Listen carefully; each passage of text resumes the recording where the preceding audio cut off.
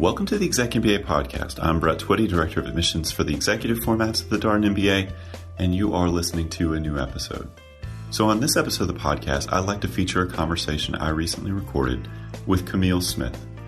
Camille is a GEMBA format student in our Roslyn section in our class of 2019, and she is also a co-president of our Black Executive MBA student organization, or BEMBA. And Camille and I recently sat down to talk a little bit more about her decision to pursue an MBA, what led her to Darden, how she's enjoyed the program so far, and what she and her fellow BEMBA members have planned for the coming year. Interestingly, we will be co-hosting a networking happy hour with the Black Executive MBA student organization here in Washington, D.C. on the evening of Thursday, October 18th. If you're in the D.C. area, I hope you'll consider joining us for this event. Registration and event details can be found on our website under the events page. So, without further ado, here's my conversation with Camille Smith. Camille, welcome to the podcast. Thanks. Thanks for having me. For our listeners at home, tell us a little bit more about you. What do you do? Where are you from? Those sorts of things. So I work at Booz Allen Hamilton. I've been working there for 8 years now, 8 years as of August. And I've been in the DC area for 12 years. I moved here after I graduated from Duke University. And I grew up in Georgia. So I've been slowly making my way north. So I've been here for 12 years. So we'll have to agree not to talk about basketball here on the podcast. Or we could talk about it, but you might be disappointed. Oh, burn. I'm a UNC fan, as some of you listening may know. And obviously, Duke. Hated rivalry, I think it's fair to say. The feeling is mutual. Mutual rivalry, for sure. So how did you make the decision to go back to school and get an MBA? So I'd been thinking about getting an MBA for years. I had actually earlier in my career thought about quitting my job and going to get my MBA. So even before I went to Booz Allen, that was one of the things that was on the table. But at the time, I didn't think that I had enough work, and I didn't have a good enough vision of like what I wanted to do with an MBA. It is quite a bit of an investment, so you want to make sure you know what you're going to do with it when you're going towards it. So I kind of deferred it, and it's really easy to defer those decisions like that for a very long time. So I kicked it around for a few years, and then eventually I was like, I need to do this. It's not getting any cheaper. I'm not getting any younger. So I just decided, I made the commitment that I was going to do it, and I had thought about it. I guess the year before I'd actually applied, was able to procrastinate, and then eventually, like December of 2016. I was like, I need to take the GMAT. I need to apply. And so I got all of my applications and everything in like about 3 or 4 months. And do you feel like over that period of time, your career goals, or, you mentioned that you need to be a little bit more focused? Yeah, so I would say that, Booz Allen has been really good in that I've been able to take on more of a leadership role, and I've been able to kind of envision what I wanted to do. So I actually have my undergrad degree in biomedical engineering, and I had been doing, before I went to Booz Allen, I was an engineer doing product development, medical device product development for 4 years. And I didn't like engineering, which is why I went to Booz Allen. And then I got to Booz Allen, and I wasn't doing that anymore, but I kind of still missed it. And for the last 4 years now, I've been working, my client's been VA. It's been the Office of Connected Care, which is telehealth and mobile health. And so with that, it kind of put everything into like the big picture, and it kind of went full circle. And I realized that I wanted to do medical devices, not the engineering, but I did want to be more on like the product management side, and be involved in that process of making products and getting them out there and, helping people, but, without the engineering necessarily being my responsibility. Mm-hmm. And so I realized, I didn't know a lot about marketing. I didn't know a lot about accounting or finance or some of the things that I thought I would need in order to be successful and to be able to advance, in a product company and be able to, hopefully do big things. So that's why I'm here. So before I ask you the why Darden question, I want to pick up on your background, and because it's on my mind, I get this question from prospective students all the time. I don't have a traditional business background. I didn't take econ or finance or these businessy classes at a prior educational experience. And so, what would be your advice? What would you say to someone who's thinking about that? I would say that I wouldn't let that be a deterrent. I think the way that they present the topics, and especially like given the class and the different skill levels, I think everyone sort of falls into a different place in the perspective of, what it takes to get an MBA. And I think with the class perspective and then also with the professors, I think you really can pick it up. There's a lot of people who aren't quant, and they're like, oh, I'll never get accounting, but they do. Mm-hmm. There's a lot of people who don't have a lot of soft skills and they're like, oh, I'm never going to figure this out, but they're fine. So I wouldn't let that be a deterrent. I think that the way that this program is structured, I think anybody can be successful as long as you, have the desire and are willing to put the time in. And you do have classmates to help you along, right? Definitely.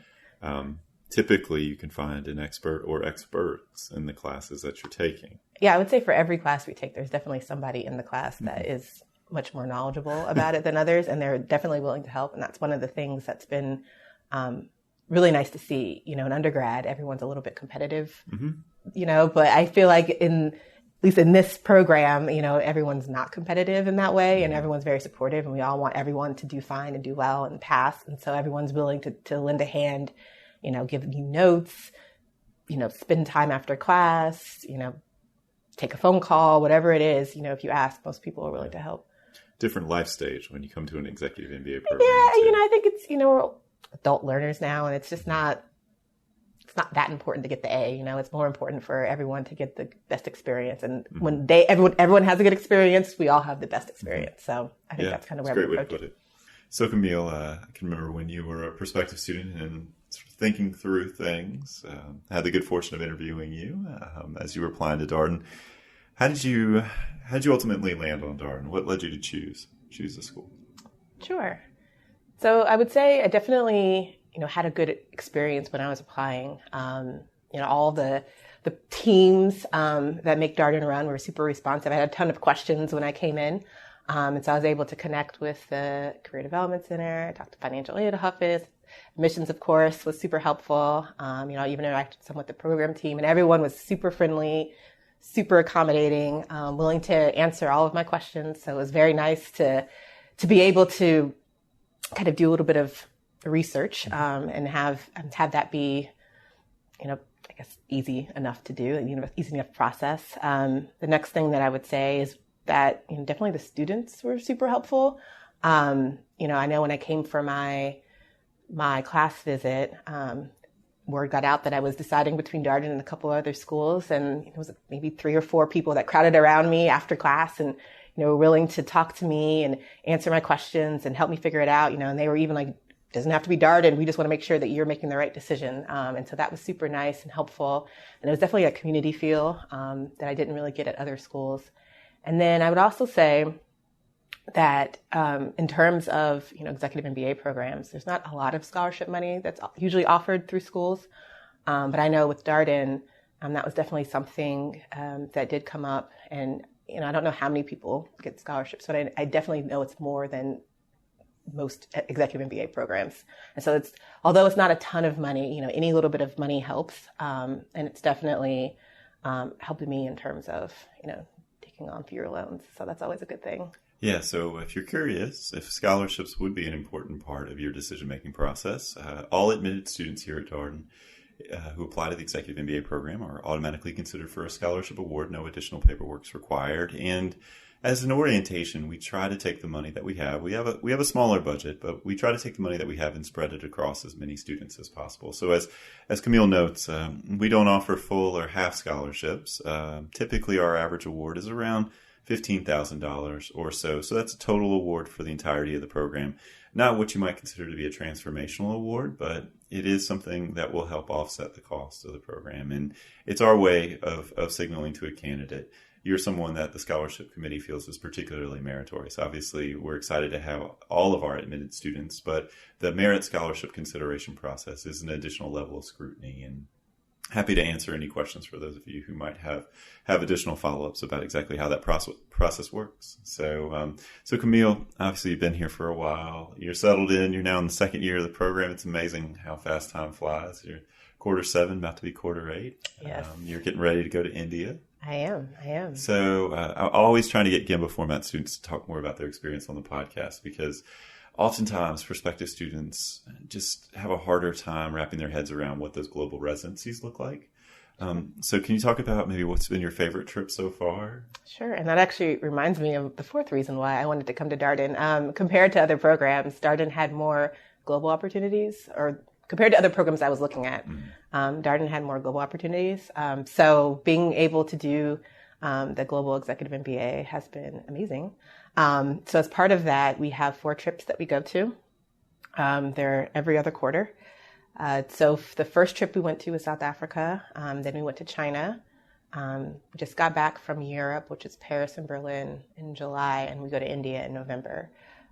So in terms of my favorite experience, I mean, it's hard to say. I mean, all the trips are different. All the GEMBAs go to all of them, and then the executive MBAs, they get to go to 1 to 2 of them. So people kind of cycle in and out. And so they're all different because there's different people there. And so it's definitely, different experience from the kind of student bonding perspective, but then also the countries are very different. So, from China's perspective, I really liked, I'd never been to China before, and it's big and it's shiny and new. Everything's, like the last 30 years is they've had this huge economic boom, so even Shanghai, just this ginormous city, there were so many of the buildings are so new and the streets are really clean compared to like a Hong Kong, which has been around, or New York that's been around for, a lot longer. So it's interesting to see such a big city that was so relatively clean. And just just a different experience. It's, like I said, the cities are huge, the country is huge. And so in terms of cultural experiences, I would say, I think I got the most out of the China trip. And for South Africa, I think it was our first trip, and was also, the group was slightly smaller. So as a group, a cohort, we really did bond a lot more together. We did a lot of things together. And so I think it was just, that one was much more enjoyable from a kind of like a student community perspective. And then I would say for Europe, I really liked, we got to see 2 different countries. And so I think in terms of exploring, I think we definitely, kind of ventured out and did more exploring on our own. And we were there at some pretty cool times. We were there during the World Cup. And France actually won their semifinal game when we were there. So to see the celebration, not like anything I've really ever seen, to see an entire city, erupt in joy, probably an entire country erupt in joy, just off of, one game. So it was really cool to see. Yeah. So, y'all have had some interesting timing to your trips. So when you were in China was right when the tariff discussion hit. It was. And then the World Cup this summer. How do you feel that these 3 trips and that you've gone to these locations, how do you feel they've shaped how you think about business or you see the world? Or, to me, a lot of the traveling is about developing an awareness, sort of an empathy and understanding of how culture and politics and all these things can shape the expression of business. But I'm curious about how that's...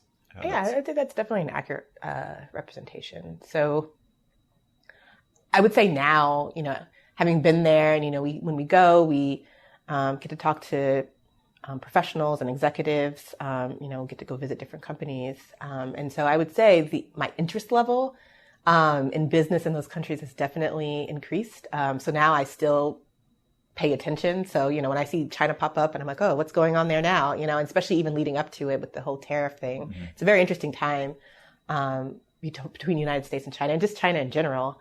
So it's nice to be able to have more of an awareness and actually have more of an interest because, we were there, we were able to talk to, when we were there, we got to talk to the former finance minister, and he had a very interesting perspective on like the future of China for the next 5 years. So, to see that kind of play out, and, same thing with South Africa, we got to talk to a lot of local business people and, they talked a lot about the economic challenges they have, especially, that one's a little bit more racially tinged. So, to see to see kind of how they talk about it. And now you see things happening with the government and how they're trying to navigate those waters still. So I still get, news alerts about those things. And then even with, Paris and Berlin, to see it, to be there, you do just start to take more of an awareness. And I know, again, this is a very interesting time for Germany and France and Europe in general, because they're, struggling with a few things, around, immigration, and then also there's a lot of stuff going on with the euro. So anyway, it's just been a very interesting time for us to be in school and through learning all of these things. And I would say that those countries and topics about those, they kind of follow us throughout the school year and the different quarters. When we learn about econ, we do talk about, South Africa, even if we're not there. And when we talk about, operations, there's definitely cases that are about some of these other countries. So I know Darden definitely seems to kind of make those like a running theme that kind of goes throughout all of our cases and all of our learning for the different topics, which is also helpful to reinforce those things. Yeah. One of the exciting things for the past couple of years has been the development of executive MBA student organizations. It's been, so we started with the Executive Student Investment Fund. It's really the first and only one when it was created. And now we have 6 student organizations, of which the Black Executive MBAs are one. We were excited to partner with the group last year for a happy hour for prospective students. We'll be doing it again in October. October 18th. which we're looking forward to. And you're one of the leaders of that group. I sure am. So what's on the horizon for the Black Executive MBA student organization this fall, this year? What do you have planned? Yeah. So what do we have planned? So we have several different sort of ways we're trying to engage with the student body. Really our goal is to increase representation of Black executive MBAs, but then also, to kind of increase like the diversity, the awareness of diversity and how it relates to business. Black Executive MBA is one of them, but there's, I think we've got DICE now, which is international students. The women's organization. We have NEW, which is the network of executive women. So we're definitely trying to increase the not only the representation physically, but also just kind of the awareness and how people approach business. Diversity and inclusion is definitely a hot button topic these days, and lots of studies say more diverse perspectives, the better off businesses are. So with that being said, BEMBA is definitely looking at, recruiting and seeing how we can, increase the level of, Black executive MBAs that are applying, that are, trying to get in, just trying to see how we can help with that. We're also looking to do alumni engagement, definitely use that network as ways to not only help us as an organization, but also help the student body, to be able to reconnect with those alumni who are out there probably doing amazing things, who can come back and speak to us, or, just come back and help us, network, maybe even help us with jobs. So, is there a way that we can, make that more of a formal connection and channel? We're also, looking if there's ways to do on that topic, engage in ways in sort of academics, again, with the speakers. Is there a way to kind of bring in, different perspectives into class discussions? I'm trying to think of what else. And I think we're also trying to connect a little bit with the residential group, and see if there's ways that we can hopefully help them and maybe be more mentors to them, because in terms of average age, we're a little bit older. Yeah, that's fair. So, maybe there's ways for us to, be able to kind of help them. And then also I'm sure there's definitely ways that they could help us as well. So those are the things we're focusing on for this year. But, definitely, trying to look in the bigger perspective and see how we can, plug in and be more integrated and, definitely get more people excited about, our group. Well, appreciate your partnering with us on admissions events. That's to us, that's an important role for any student organization. We're trying to build the most diverse, most inclusive class we can, because as a case method school, we always come back to the perspectives in the room, right? Who's on your learning team? Who's in class with you?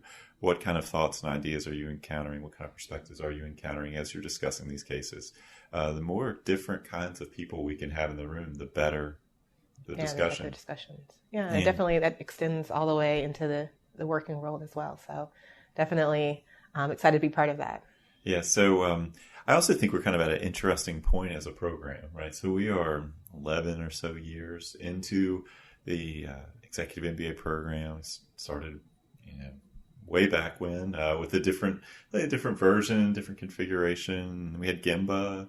It just looked a little bit different, but now we're here. We've got in this most recent class of 2020, 137 students.